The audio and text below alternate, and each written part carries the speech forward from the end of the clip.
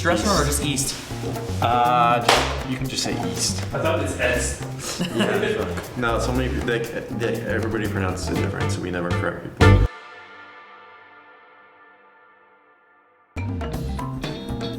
Toronto is a melting pot of diversity and culture. On one corner, you can walk towards your favorite burger joint, but one subway right down and you can find yourself eating your favorite bowl of pasta. Long story short, there's an abundance of different restaurants down any street you decide to take a stroll on. Well, now with COVID, nobody's eating anywhere. With takeout the only thing on the menu and a second lockdown looming, restaurants are scrambling to figure out their next moves. We wanted to step into the minds of the restaurant community, to hear their stories, and maybe grab a bite along the way. Sean McDonald is one of the world's promising and rising chefs. He was the only Canadian recognized on the Top 300 Chef Awards in Milan in 2018, and a year later opened up East Restaurant right here in Toronto. This is East. This is East. This is your baby. Yeah. Tell us about it.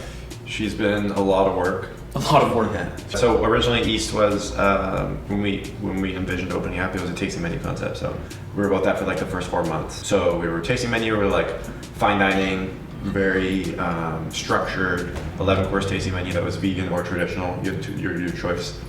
Maybe it came off a little bit more pretentious or whatever, but we didn't want it that way. We wanted it to be very like welcoming and chill. But then what we were trying to do is we were trying to do like very hyper Canadian food. What happened was we reopened it as kind of like a snack, small plates, cocktail, wine bar kind of thing. So we were just like very a la carte, very friendly, like welcoming. And like the first few weeks and like actually all the time is like we were very casual and chill, you know. We wanted like anybody to come eat.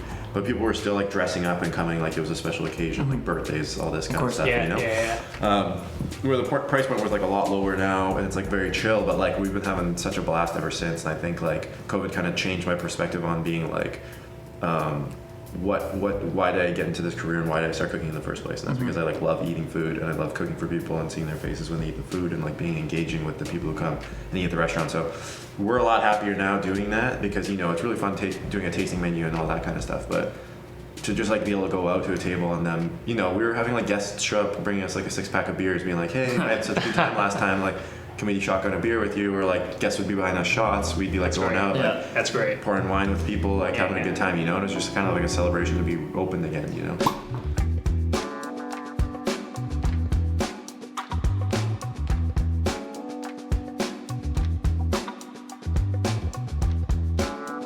Cass is a bartender and server here at East, and as you can see, a very fond lover of fine wine. He joined us at the table to talk more about the industry. If I work in this industry, if Sean works in this industry, and there's a shortcoming on any front, it's a problem of the entire industry as a whole. He shared his perspective on how COVID affects our everyday lives. The sad thing about this virus is that it takes advantage of the most important human aspect, the aspect that we work together. And something that Cass spoke very passionately about was how the restaurant industry and the community that it serves can rise again.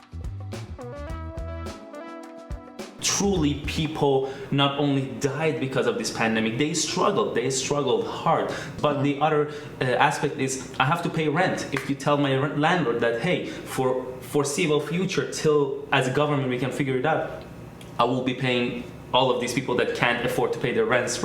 If for foreseeable future I'm giving you all the food that you need, and all I'm asking you is to not come out of your house, that still allows the economy to be thriving, that still allows businesses to do their businesses in much safer style than getting a handout of $2,000. And again, it's a great thing, but it can be done so much more elegantly and better. And all these people that are not being utilized, all this skill in the society that is not being utilized can be done. Oh, under promising you? But like, Hey, listen, be okay. Just get ready for it. Cool?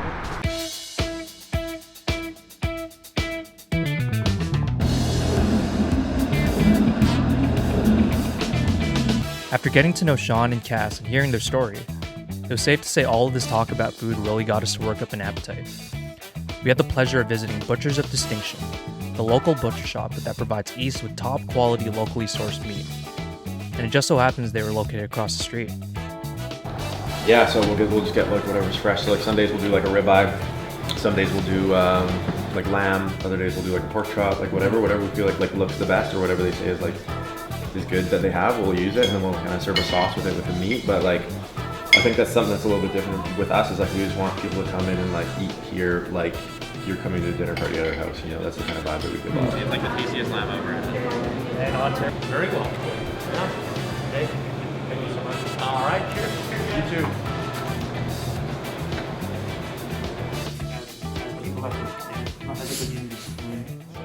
In the kitchen, like the mafia. Let's go. Taking it up.